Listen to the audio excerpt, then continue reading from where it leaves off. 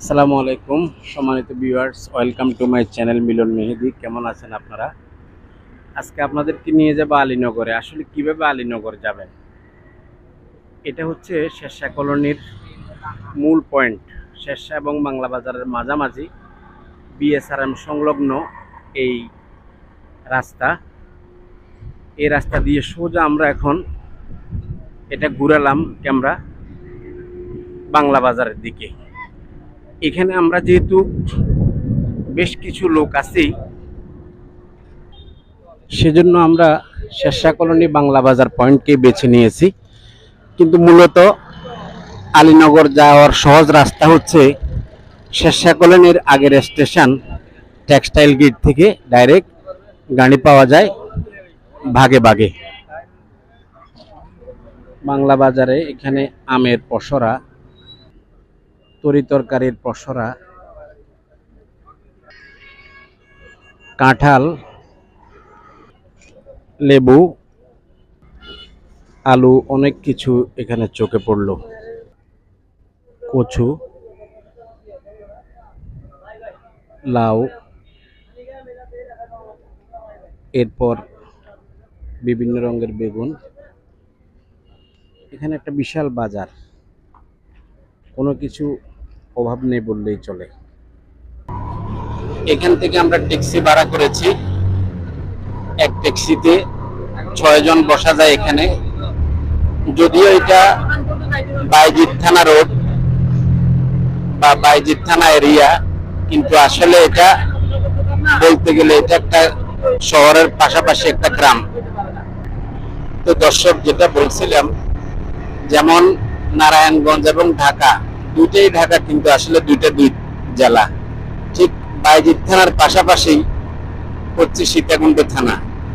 আমরা দেখতে পাচ্ছি সামনে, এটা হচ্ছে আন্তর্জাতিক মহিলা বিশ্ববিদ্যালয়, এশিয়ান ওমেন ইউনিভার্সিটি। এটা এই গেট। দুদিকেই প্রাকৃতিক দৃশ্য অনেক সুন্দর। দেখুন দর্শক, অনেক সুন্দর পাহাড়। এটার নাম হচ্ছে লিং রোড। আসলে আলীনগর যাওয়া যায় একমাত্র শেরশাহ টেক্সটাইল এই রাস্তা দিয়ে এবং ঢাকা চিটাগং মহাসড়কের ফৌজদারহাট দিয়ে। এই দুদিক দিয়েই আলীনগর ঢুকার রাস্তা। দেখুন, আমরা এখন ছিন্নমূল দিকে, আমরা উল্টো সাইড দিয়ে আমরা ঢুকছি আমাদের ট্যাক্সি। সম্মানিত ভিউয়ার্স, দেখুন আমরা চলে এসেছি এই জায়গায়। এটা হচ্ছে, এ পাশটা হচ্ছে সম্পূর্ণ আলীনগর। এখন আমরা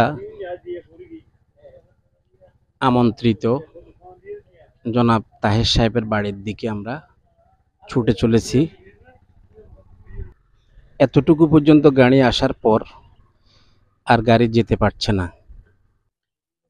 গ্রাম্য মেঠোপথ দিয়ে হেঁটে চলেছি আমরা।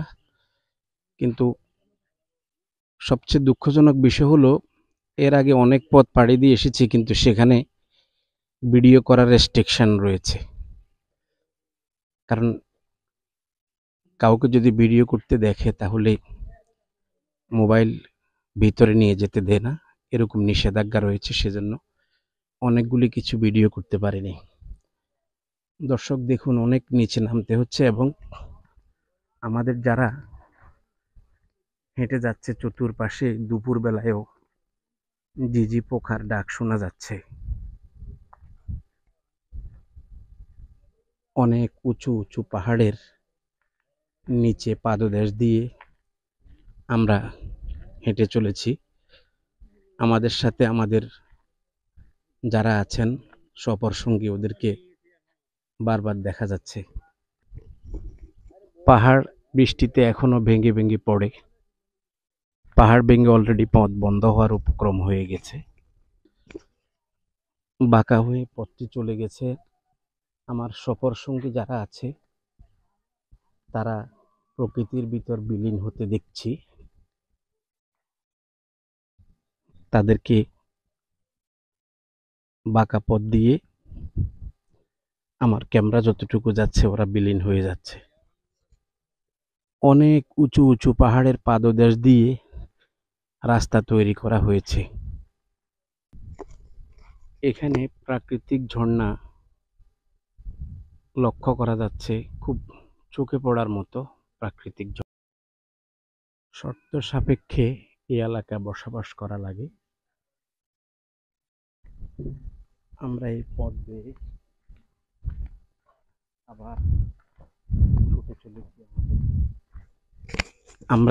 বেয়ে আবার ছুটে চলেছি আমাদের গন্তব্যের উদ্দেশ্যে।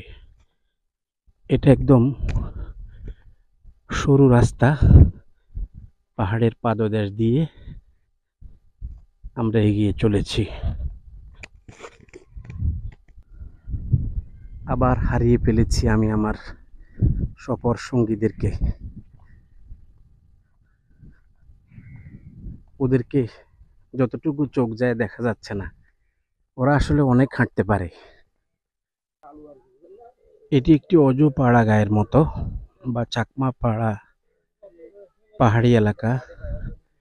এখানে আসলে নেই রাস্তাঘাট, নেই কোনো ভালো শিক্ষা ব্যবস্থা, নেই কোনো এখানে নাগরিক কোনো সুযোগ সুবিধা। আমি মনে করি বাংলাদেশের পাহাড়ের প্রত্যন্ত অঞ্চলেও যারা পাহাড়ি আদিবাসী নৃগোষ্ঠী বসবাস করে, ওরা এত সুবিধা বঞ্চিত না যতটুকু সুবিধা বঞ্চিত এই আলীনগরের বাসিন্দারা। একটা শুকনো সরার ভিতর দিয়ে, পানি চলাচলের সরার ভিতর দিয়ে আমরা হেঁটে চলেছি। এত উঁচু পাহাড়, মনে হচ্ছে যেন এটা একটি কেওক্রাডাং।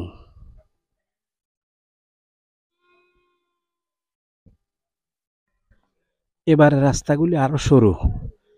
আমার সফর সঙ্গীরা আমার চোখ থেকে আবার বিলীন হতে চলেছে। একদম সরু রাস্তা, যেটা এই পেয়ারা গাছ মাথার সাথে লাগতেছে। একদম সরু রাস্তা দিয়ে আমরা হেঁটে চলেছি আমরা আলীনগরের এই গন্তব্যের উদ্দেশ্যে। সম্মানিত দর্শক, গ্রামের মেঠোপথ এর থেকে আরো অনেক প্রশস্ত আর ভালো। এটা কোনো মেঠোপথ নয়, এটা একটা ছড়ার ভিতর দিয়ে মানব হাঁটতে হাঁটতে আমাদের একজন বলল যে আমরা গুহায় ঢুকে যাচ্ছি। আসলেই আমার লোকগুলি মনে হচ্ছে যেন গুহায় ঢুকে যাচ্ছেন।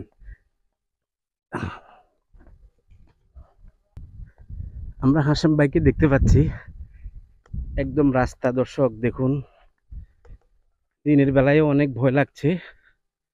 লজ্জাবতী গাছগুলি চোখে পড়ছে এবং গায়ের সাথে লেগে এগুলি মরে যাচ্ছে কিছুক্ষণের জন্য। দেখুন, আমাদের লোকগুলিকে আর দেখা যাচ্ছে না। কিছুক্ষণ পরপরই আমার সফর সঙ্গীরা আমার দৃষ্টির আড়াল হয়ে যায়।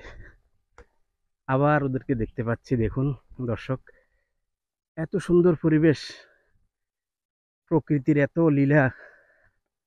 দিনের বেলায় হাঁটতে অনেক কষ্ট হচ্ছে, ভয় লাগছে।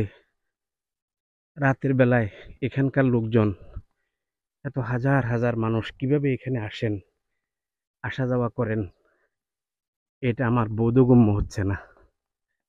দেখুন, দৃষ্টিনন্দর পাহাড়, চোখ একদম জুড়িয়ে যায়। এত সুন্দর প্রাকৃতিক দৃশ্য। আবার হারিয়ে গেছে আমার সাথের সবাই। ওই দূরে আমরা ওনাকে আবার লক্ষ্য করছি আছেন। সম্মানিত ভিউয়ার্স,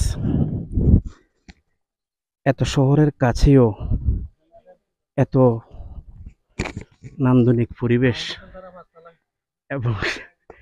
এবং সবাই উপরের দিকে উঠতেছে। কমপক্ষে 5 তলা উপরের দিকে উঠতে হবে আমাদেরকে।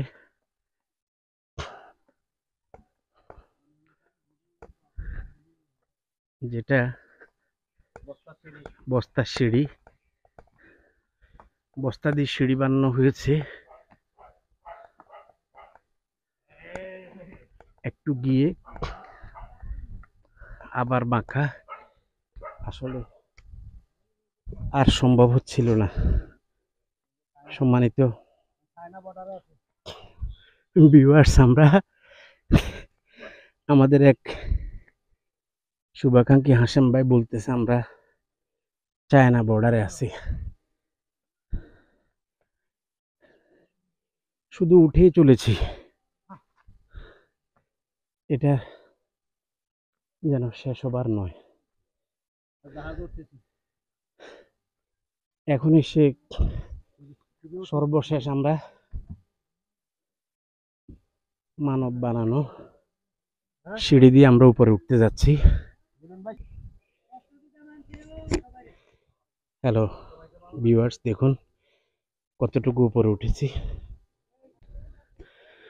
আর একটু উঠা লাগবে। অবশেষে আমরা চলে এসেছি আমাদের কাঙ্ক্ষিত জায়গায়। এখানে এসে তো আমরা রীতিমতো হতবাক। এই জায়গায় এসে টাইলস করা ঘর এবং অনেক সুন্দর ঘরের ভিতরের বাইরের দৃশ্য, যেটা চোখে লাগার মতো। সম্মানিত দর্শক, আমরা চলে এসেছি জনাব তাহের সাহেবের বাড়িতে। মহিউদ্দিন ভাই, সোহাগ ভাই, আমাদের মোতাল্লি সাহেব এবং কন্ট্রাক্টর সাহেব মিজান ভাই, হাশেম ভাই, আমরা সবাই এখানে এসে রীতিমতো পরিবেশ দেখে আমাদের সকল কষ্টগুলি গুছে গেছে। এখানে অ্যাকোরিয়াম, কি অনেক সুন্দর অ্যাকোরিয়াম, মাছগুলি খেলা করছে।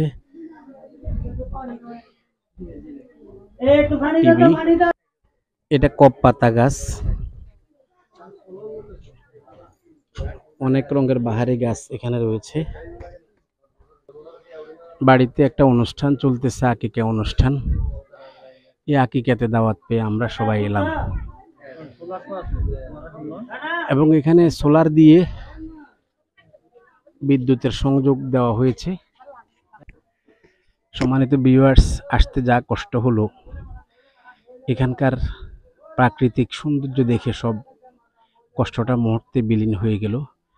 দেখুন পাহাড়ের পাদদেশ বেয়ে মেঘ, মনে হচ্ছে যেন এখনই বৃষ্টি আসবে। এরপরে এখানের পাহাড়ও অনেক উঁচু, চতুর্পাশে এত সুন্দর এত সুন্দর এখানকার দৃশ্য, যেটা আসলে চোখে পড়ার মতোই।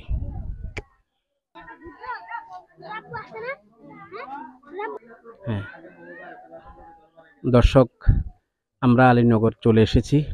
আপনাদেরকে দেখাবার চেষ্টা করেছি কিভাবে আলীনগর আসবেন। তা আপনারা সুযোগ পেলে এখানে ঘুরে যাবেন, কারণ কিছু কথা আছে, দেখা হয় নাই চক্ষু মেলিয়া, গড় হতে দুই পা মেলিয়া।